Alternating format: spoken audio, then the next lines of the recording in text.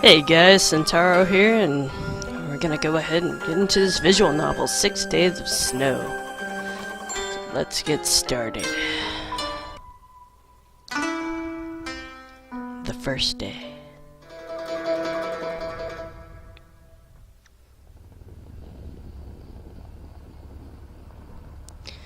It was a dark night, and the snow was falling thick and heavy beyond the windows of the car. Everything was pure white, like a saucer of milk had been poured upended over the earth. It looked pretty.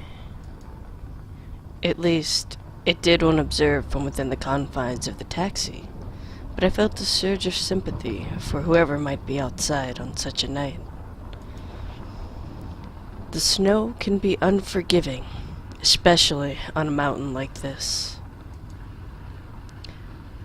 Why else would there be so many stories about strange, pale-skinned women that lure unsuspecting men to their icy graves? Ooh, you gotta watch out for them. In a remote place like this, how long would it take before anybody uncovered your corpse? A day? 2 days? A whole week? Perhaps a month? Being a writer, I couldn't help but ponder such morbid thoughts, such morbid things. Though, I admit, crime fiction has never been my forte. It's always been my belief that there is enough unpleasantries in real life, we hardly need to fabricate anymore. Sachiko says that because I'm sentimental, apparently it's one of my better qualities. Sachiko says sentiment manifests itself in my eyes. Windows of the soul, bro? I have unusually pale eyes. My wife has quite a way with words. I sometimes think her talents are wasted as a wife and a mother, when she might have an untapped acumen for storytelling. She's certainly good at gossiping with other women who attend art classes with her every Wednesday. Sachiko, however, always blushes and shakes her head whenever I suggest this, even as a gentle joke. She says she's more than happy looking after me and our 2 sons. Searching for any greater purpose in life would be presumptuous. I appreciate it, I suppose, but I wouldn't mind if she had a touch more ambition beyond preparing the perfect bowl of miso soup in the mornings. Not that Chichiko's miso soup is anything to be sneezed at. That was one of the things I was going to miss the most, I thought, as the car drove on through the night. Chichiko's miso soup. The miso soup at the Azami Inn would be perfectly fine, I was sure, but it wouldn't be the same. It wouldn't be Sachiko's. This might sound awfully prosaic, but when food has been prepared by the hands of a woman who loves you and has loved you for 25 years, it acquires special properties. You can't find anywhere else. Maybe that's the best definition of marital bliss. Being able to enjoy breakfast together every morning with a small, shared smile, despite not having all that much to talk about. It's a comfortable, humdrum kind of existence, I suppose. But the further I ascended into the mountains, the more it began to slip away. Oh there, buddy, watch your step. With each and every mile I covered, the further away my banal life with Sachiko seemed. Soon, the small details, the taste of her miso soup, the pseudo-religious watering of our much-beloved bougainvilleas, I don't know, flowers, and the pervading smell of soap began to slip away. I must confess, I was not awfully sorry to be saying farewell to any of it. Dang, man, really? It wasn't that I did not care for Sachiko, because I did. I still do. We had fallen into a rut, that was all. We had grown too accustomed to one another, and perhaps I was taking Shikiko, entered miso soup for granted. Hell yeah, you were. Damn. It's hard to appreciate somebody when you see them every single day and you recite the same pleasantries to them and they repeat the same pleasantries back. It's too predictable. Well, shake it up, man. Come on. It would be like playing shogi while being able to read your opponent's moves 5 turns in advance. Where's the fun in that? To put it another way, our daily routine had become far too familiar, to the extent that it was almost painful. I wasn't trying to run away from Shikiko. I told myself that wasn't it. I just needed a change of pace. I wanted to remind myself how much my wife meant to me. I wanted to remind myself why I loved her.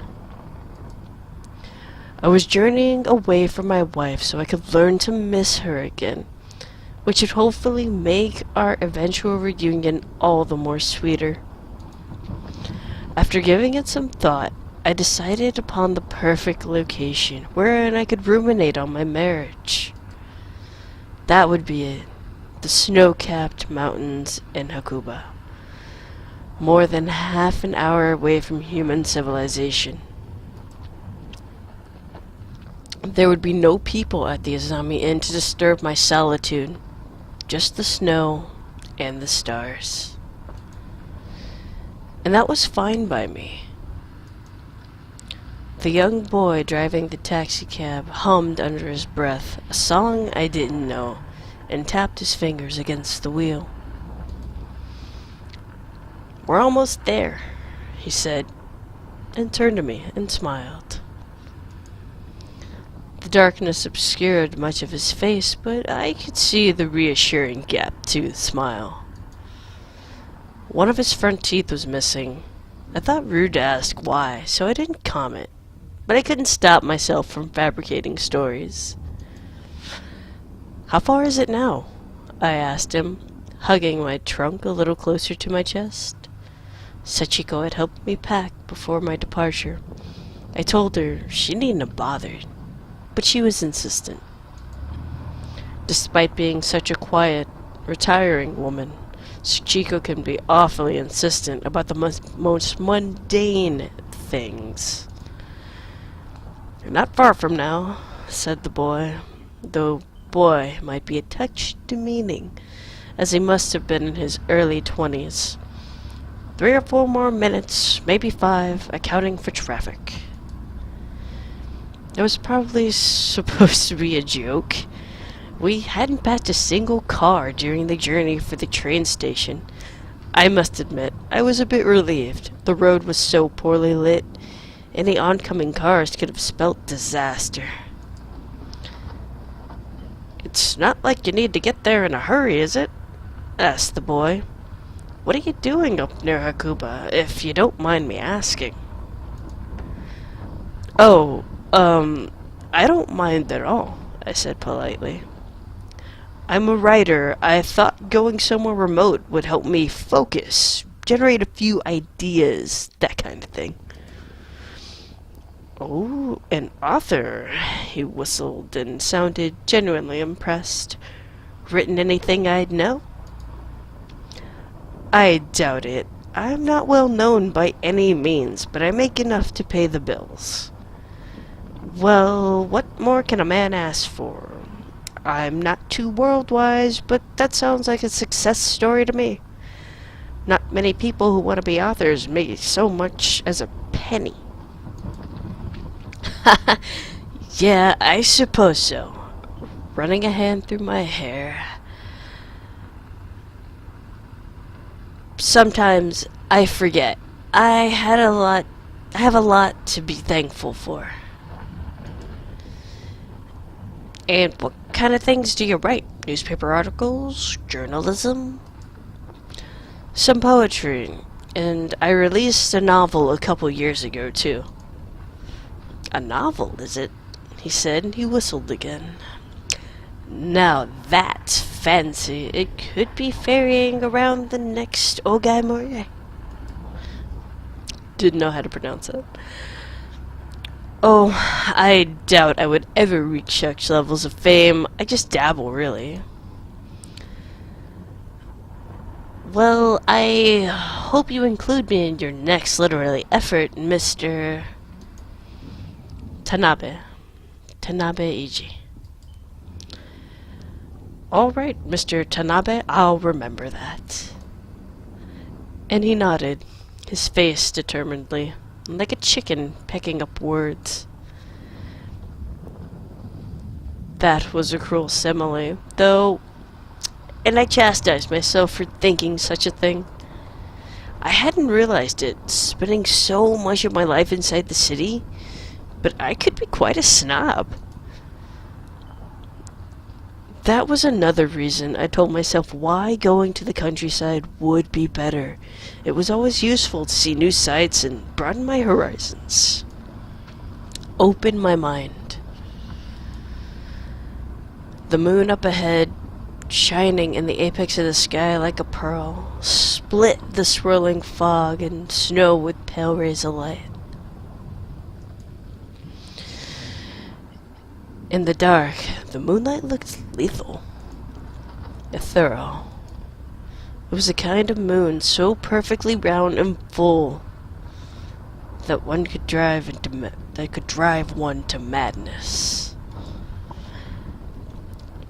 You'd better include me in your next novel, Mr. Tanabe, said the driver, with his distinct, gap-toothed smile.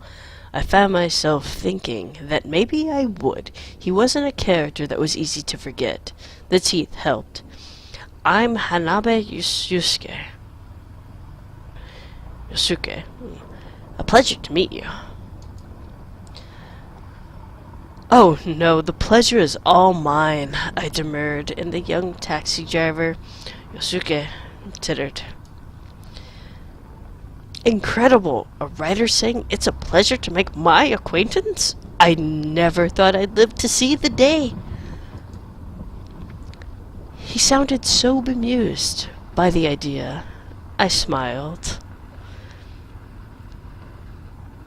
You know, if you really want something interesting to write about for your next novel, of course, there's no better setting than the Azami Inn, said Yusuke companionably after a lull in the conversation.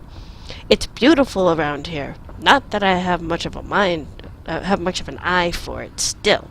All the snow and the hills and this quaint little building out in the middle of nowhere. Very pretty. Yes, it sounds delightful. Lonely, too, I think, but that should suit you down to the ground. A bit of peace and quiet helps stimulate the imagination, right? That is the general idea. All the noise in the big city can be a bit. I searched for the correct word, but I couldn't find it.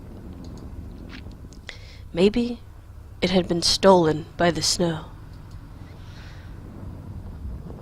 Oh, I can imagine, said Yosuke, sensing my discomfort. I've lived around here all my life, but still, the big city, eh? The big city indeed.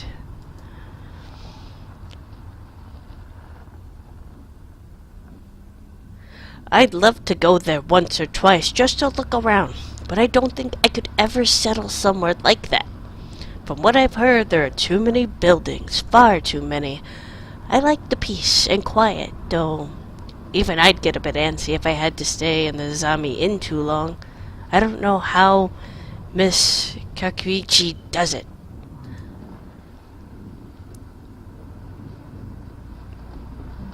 The proprietress? The one and the same, said Yusuke with a nod. She's been living up there for gosh, I don't know how long. Maybe longer than I've been alive, because as long as there's been the Azami Inn, there's been Miss Kakuichi. She used to run it with her husband, so maybe she wasn't too lonely before, but he's dead now. Died years ago. I looked at Yosuke intrigued. Ideas began to grow inside my head, just like acorns sprout into proud oak trees. What happened to Mr. Kakuichi? I asked as casually as I could muster, but my efforts were probably in vain. I'd already told Yusuke I was a writer, and people never trust writers. At least, they shouldn't. We crowd around misery like vultures and pick the bones clean until there's nothing left. Yusuke, who didn't seem to be the most intelligent of people, was still sharp enough because he grinned. It was a wolfish grin, all too fitting for the large pearly moon. Ah, so you're interested, are you, Mr. Tanabe? He asked. It's an interesting story. I can't help myself. And rather well known, too. There are all kinds of stories about the Azami Inn, and as I said, and Miss Kakuichi, not all of them are pleasant, and I don't believe half of them, but they're very interesting.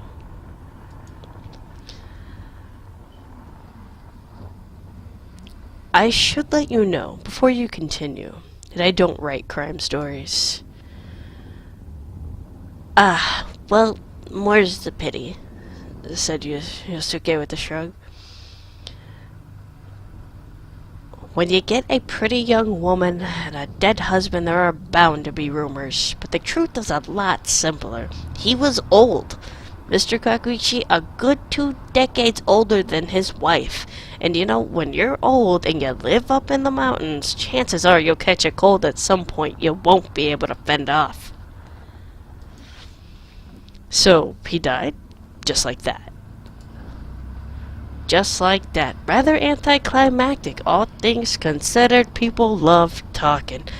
You can't stop them talking, even in a place like this. Yosuke smiled. I talk enough myself. My fiancée, Hatsume, always berates me. Still, she can't hate it that much or she wouldn't have agreed to marry me. You have a fiancé? Congratulations. Yosuke thanked me, smiling sheepishly.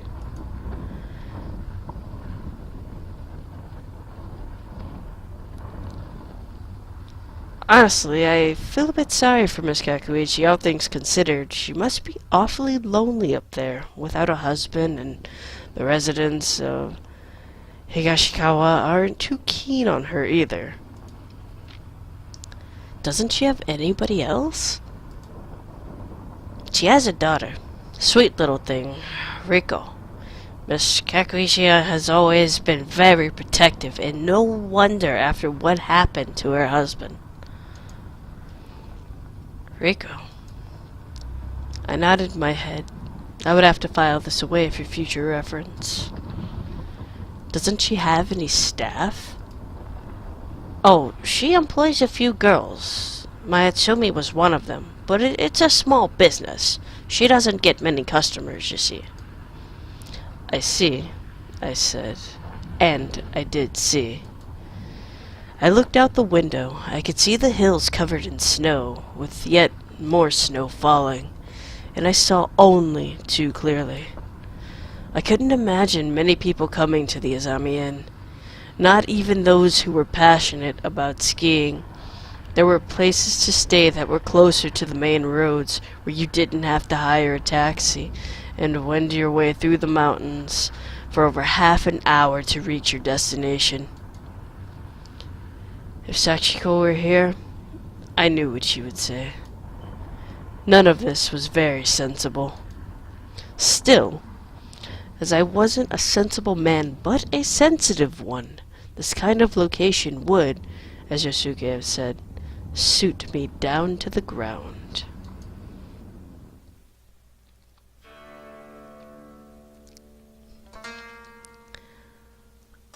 I apologize for arriving so late. My train was delayed. It's quite alright. I expected as much given all the snow. The woman I presumed was Miss Kakuchi replied. I'm happy to receive any customer, no matter how late they may arrive. Business has been slow? What do you expect? She asked with a touch of wry amusement in her tone. Her voice was soft, but there was a certain bite to it, some hardness I was not able to pin down. Perhaps a touch of hardness was only to be expected, coming from a woman who had lived in this inn high up in the mountains for so very long. Had she been softer, I wonder, when her husband was still alive? I would never know.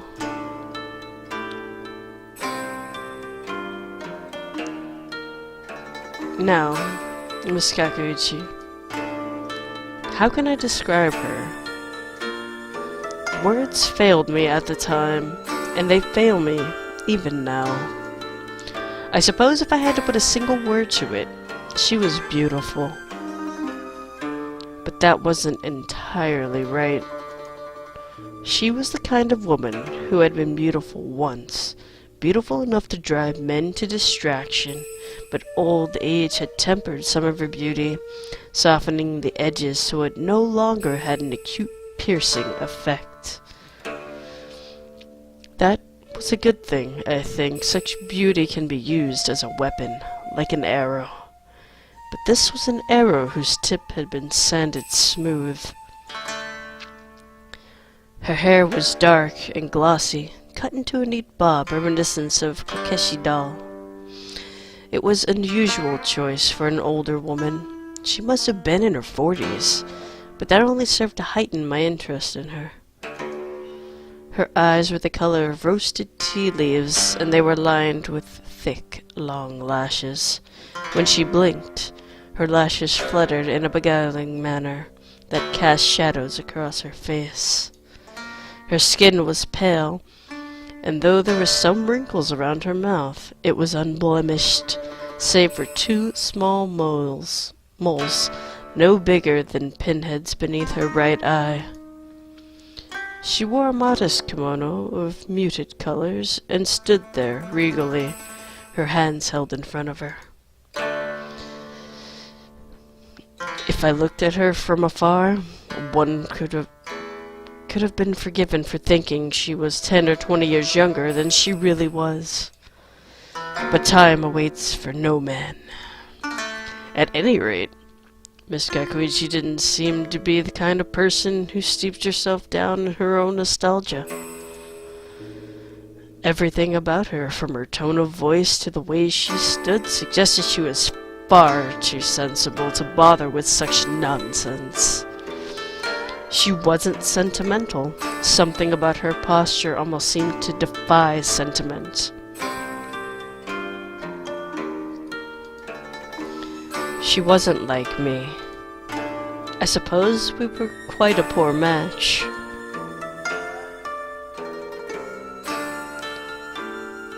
In any event, I hope you enjoy your stay at the Azami Inn, said Miss Kakuchi. It was a line she must have delivered many times, and she said it beautifully, like a skilled artisan might pluck a heart-rendering melody from a koto. I must confess, I feel rather abashed. I had been imagining, in my city-born and bred hubris, that the folk who resided in the countryside were simpler than I, somehow. I had been wrong. I am Kakuichi Keio, she said in by means of making my acquaintance, though there was a certain reticence in her tone. It's nice to meet you. Likewise, I said, bowing my head. My name is Tanabe. Tanabe Eiji. Mr. Tanabe, Miss Koichi repeated with a small nod of her head. When she said my name, commonplace though it was, its properties seemed to change into some curious manner. European alchemists might have striven for years to turn base metals into gold, but Miss Kakuichi had succeeded in a certain kind of thaumaturgy of her own.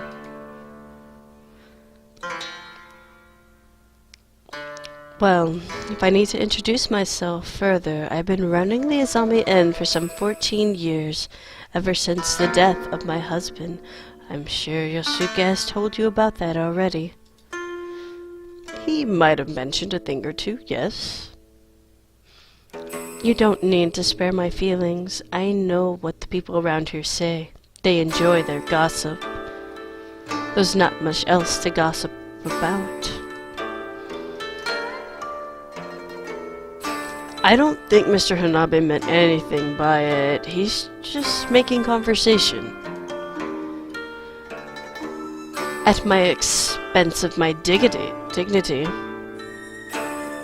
I don't doubt, said Miss Kakuichi icily. At the expense of her dignity, dang.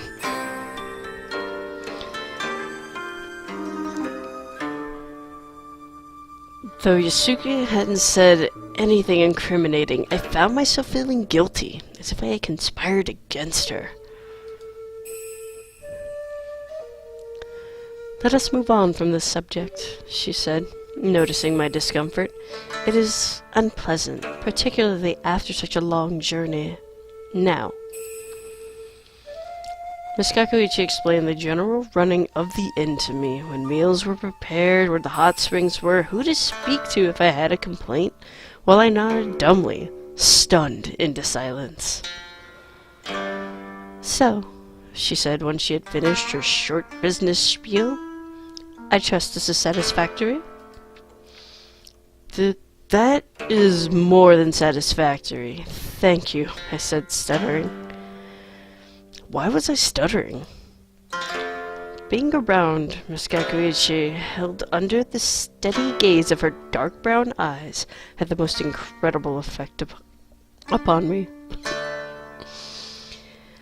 I felt not like a grown man with 2 sons, but a naughty child being scolded by my father for playing too zealously about the zakova tree in our garden. Kakuichi was probably a few years younger than I, but she regarded me archly, like one who had seen far more than I could ever imagine. I know it might sound rather harsh, but I understood immediately why the residents of the nearby village didn't like her very much. She was not a likable woman. I shall get Riko to show you to your room. She may as well make herself useful, said Miss Kakuichi. With that declaration, the proprietress turned her bobbed hair fluttering, and called out in tones that would have made an emperor balk. Reiko, we have a customer! There was a shuffling of feet as Reiko hastened to answer her mother's call. I pictured her as skinny, uncomfortably so, with big eyes and lips pulled into a permanent frown, her head bent and her gait stumbling. But the Reiko who answered Miss Kakuichi's summons was rather different. My imagination had betrayed me yet again.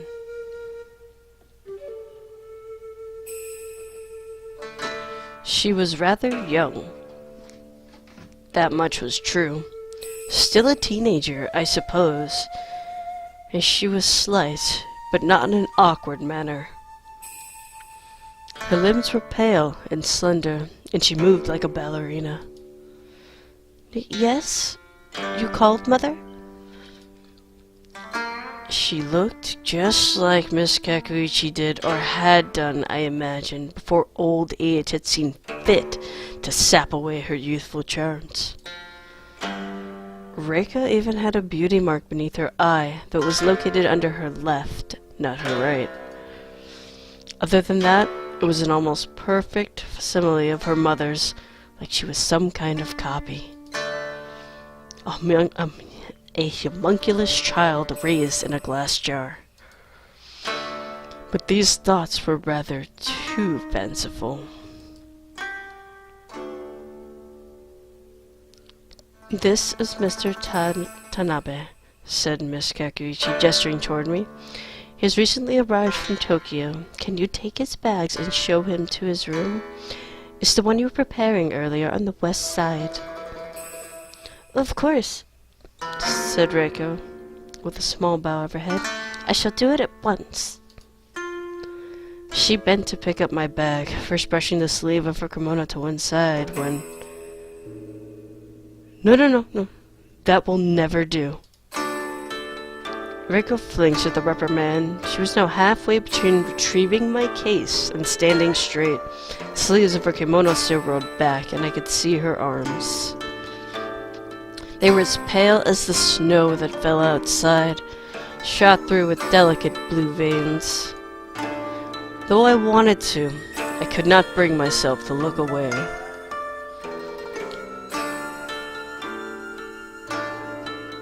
When you're picking up luggage, Reiko, you shouldn't leave your sleeve bunched up about your elbows. It's unseemly, said Miss Kakuichi. I'm sorry. Don't apologize, said Miss Kakuichi coolly, for I have told you this time and time again. Try to remember next time, please. Alright. Reiko sounded so despondent, any words of reassurance I might have thought to offer died on my tongue. I had already divined during this most functionary of greetings that her mother scolded her quite a lot.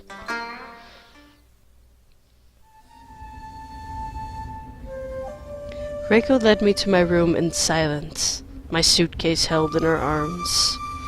If the case was heavy for her, I did not know. She didn't slow down, and neither did she seem hampered by her burden. Her footsteps were slow and regular, like that of clockwork. Hemmed in by her kimono, she could only take short, dainty steps. Right foot in front of the left, then the left in front of the right. Then repeat. Tap, tap, tap. I followed along behind her like an attentive schoolboy. The wooden hallway was dimly lit, and I could hear the sound of the wind whistling outside. My footsteps made the floor creak ominously. I tried to think of things to say, but nothing sounded quite right.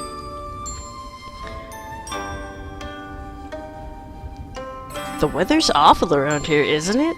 Would have been too pedestrian. You really do have beautiful eyes. Would have been far too forthcoming. Is your mother always like that? It would have been too personal. Despite having many things I wanted to say, I could say nothing. I didn't know why, but I wanted to talk to this girl. Maybe it was pity because of the way she had flinched when her mother had spoken to her. And really, she must have been lonely. If Yosuke suspected Miss Kakuichi of melancholia, then what about her daughter? Reiko's hair fluttered behind her, inky black, like a veil in the darkness. But, though she was small, Reiko did not tarry in her march. Instead, she continued as quiet as a mirror and just as inscrutable.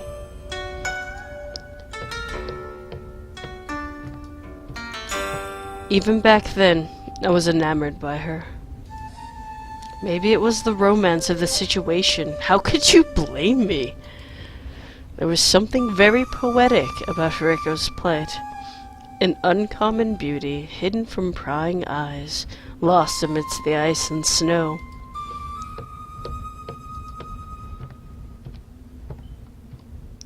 After 20 seconds or so, though it seemed like longer, Reiko's footsteps stopped. She halted by a nondescript wooden door, much like the others that lined the hallway. "Your room," she said by means of explanation, not that it needed explaining.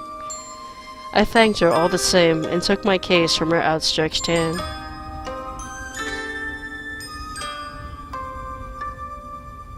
Our fingertips brushed for less than a second. If I had been a younger boy, Kenji's age, perhaps, I fear I might have blushed.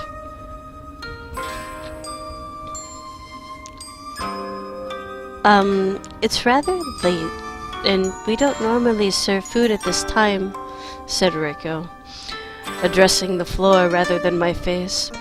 "But I'm sure the cook would be more than happy to prepare something for you.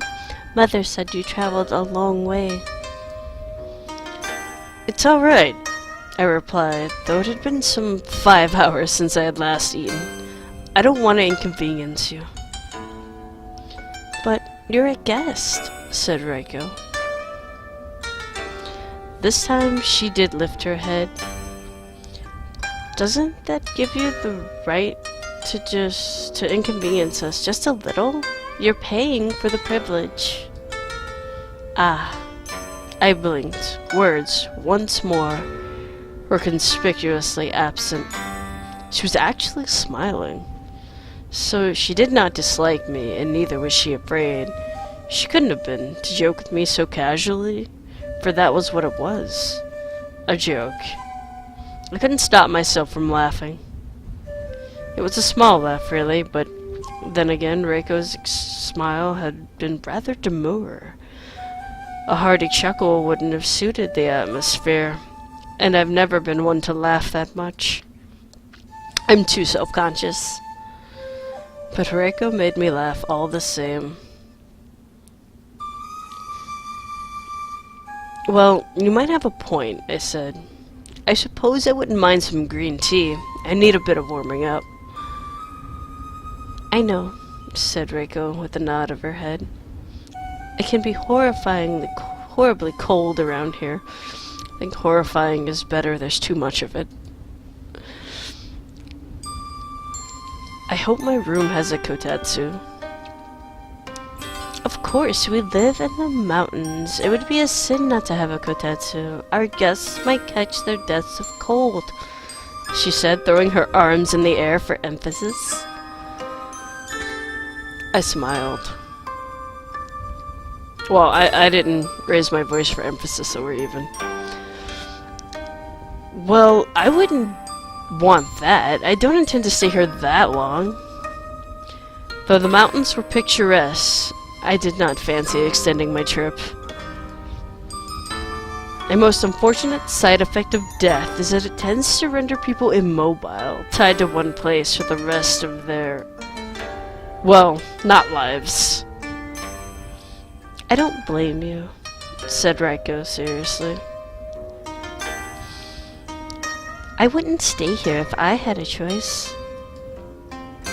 "Which I don't." A small sigh. "Oh, well, I shouldn't say things like that. Mother would be cross with me. She'd say it was bad for business. I think things are stacked against us already, but what do I know?" You seem to be quite knowledgeable, in my humble opinion.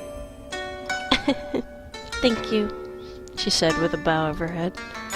Her hair fluttered, caught in a sudden draft of icy air. Draught of icy air. Forever verbal spelling mistakes.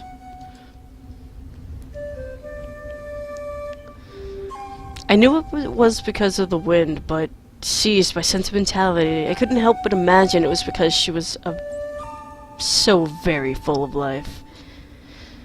Reiko was livelier by far than she had been before. The sudden contrast between her demure, trampled lily persona and the new one I was witnessing, witty, funny, and unabashedly charming, caught me off guard.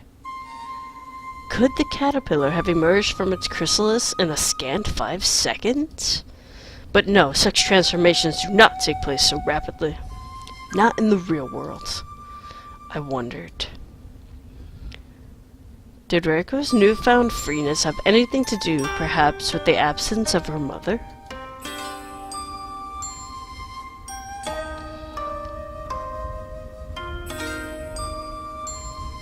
Alright, I'll see about that green tea, and perhaps a simple bowl of rice porridge?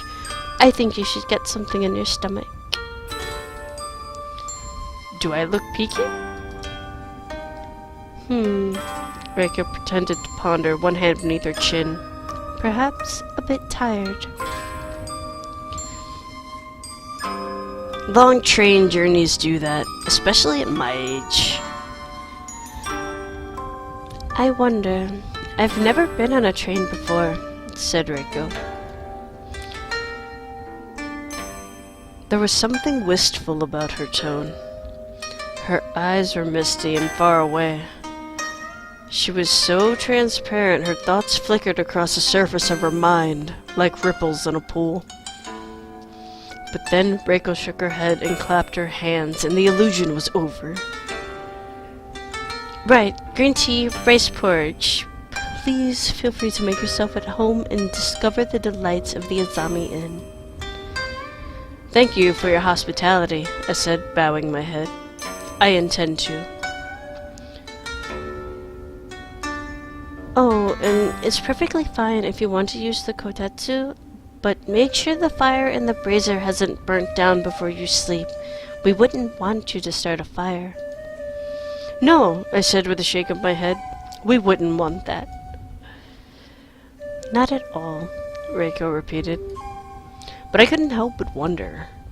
Inside her amber eyes, I swore I could see flickering flames.